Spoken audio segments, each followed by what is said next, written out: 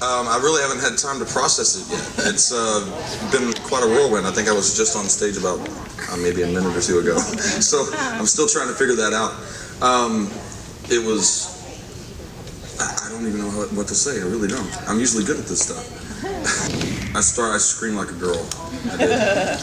It just caught me. That's why you won, by the way. Yeah, right? Yeah. It caught me so off guard. I don't know what I expected. I just felt like last night I did the best I could, and I guess America took care of me after that.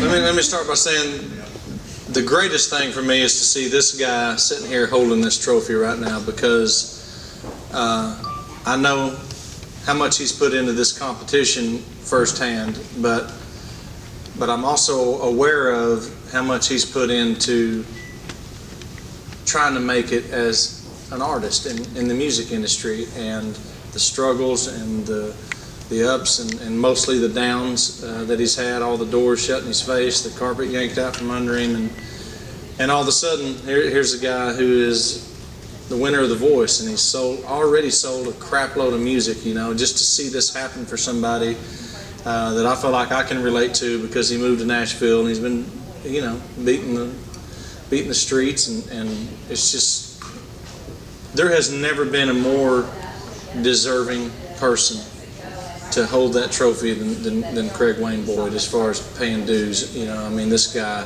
has put his time in.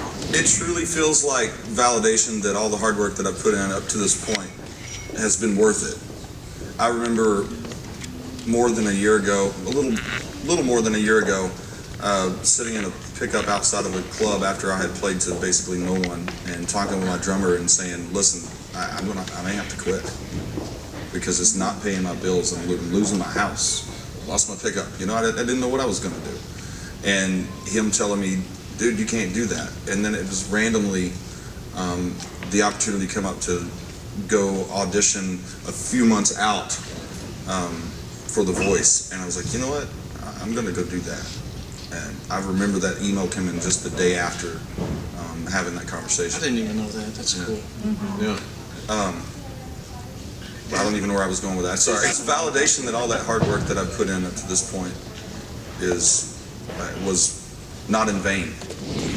Carson, this is a question for you. Can you? It's about time. Can you give us a preview of next season? I mean, we saw the twist this season with the wild card going straight into the finals. Have you discussed that at all? Do you know anything? And can you preview what's coming up on the next season? For next season, well, we want to let Craig here bask in the glory of winning season 7, but as you all know, the show's on quite a bit here on NBC, so we're always looking forward. We've done some work on season 8. You know, I think one of the things that we always take a look at is what worked. You know, for the producers, the idea of the show has always been about credibility in music for the past 7 seasons, and how can we keep the best singers around. The Steal was born out of the idea that so many people like Craig, real musicians that probably wouldn't stand in front of a Home Depot for 8 hours to make it on a show to become famous, you know, but might make it on The Voice or audition for The Voice because it seemed like kind of the place to be. And so was keeping good singers around. And we had so many good singers that when someone would walk out, no, let's steal them and bring them back. So the instant save is something that we really like. I think the original material that we were able to generate today from some of the biggest hit makers in town was a big thing that will keep going. But, you know, obviously the run on the show's been incredible. We're all just very supportive, and we're proud of the artists that we get on the show. They're really the story. The storytelling of the show. Mark Burnett makes cinematic television. I mean, you talk about country music in Brazil, or the commonality here, I think, for success, especially on TV, because it's so emotional, it's visual as opposed to radio. I lost my dad when I was young, you know, and when you were singing that song, I didn't know that your dad was a truck driver. And I met you months ago, and I know Jax, your son, and my son's name's Jackson. We had a connection there. But like when you sang that song last night, I can't escape how I feel about that, because my dad wasn't around. And you singing the right song at the right time, praying that you hope Jax understands that you're not around for the reason, because it's for him. These are universal themes that work. Mary J. Blige does that when she sings with emotion. Eminem does that when he raps with emotion. And country artists can do that if they do it well. And I think that's why this man won the show.